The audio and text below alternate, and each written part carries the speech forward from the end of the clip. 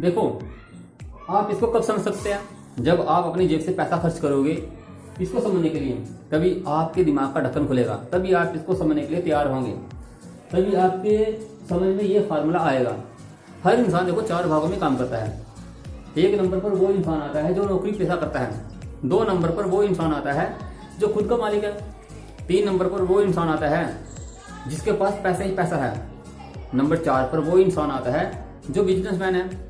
अच्छा, बिजनेसमैन के नीचे कम से कम 100 से 500 इंसान काम करते हैं, उसको बिजनेसमैन कहते हैं। आप कहते हो कि देखो मैं खुद का मालिक हूँ, मैं भी बिजनेसमैन हूँ, लेकिन आपके नीचे कितने इंसान काम करते हैं? आपके नीचे शायद 10 इंसान काम करते होंगे, लेकिन आप बिजनेसमैन नहीं है, आप नंबर 2 पर आते हो।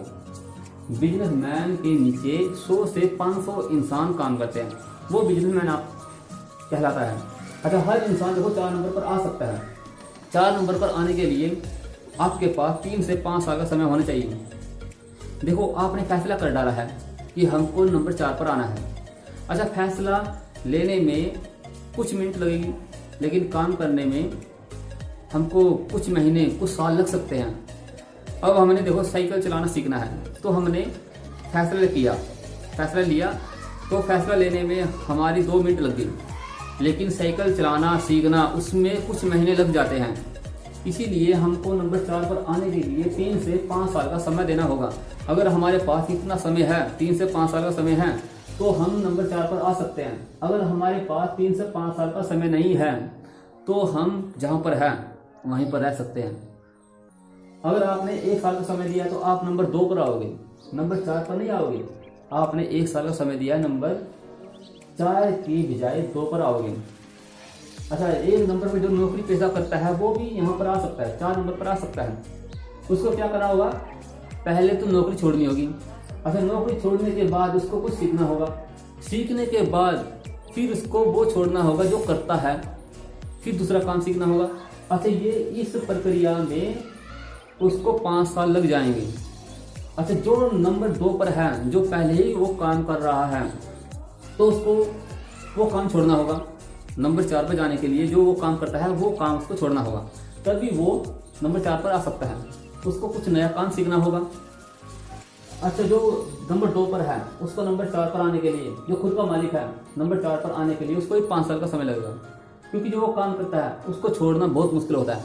उसको छोड़ने के लिए उसको पत्थर का दिल करना पड़ता है, तभी वो 4 नंबर पर आ सकता है। छोड़ना आसान नहीं होता, इसको 5 साल लगेंगे। और जो नंबर 3 पर है, जिसके पास पैसा ही पैसा है, उसको क्या करना होगा? जिसको काम आता है, यानी कि 2 नंबर को काम आता है, नंबर 1 को काम आता है, उनको नौकरी पर रखना होगा। इसलिए इसको 3 साल का समय लगेगा। नंबर 4 पर आने के लिए 3 साल का समय लगेगा। और जो नंबर 4 पर है, वो नंबर 4 पर पहुंचने के लिए उसको 1 साल लगेगा। आप कह सकते हो नंबर 4 पर जाने के लिए इसको 1 साल लगेगा। इसको मैं बताता हूँ।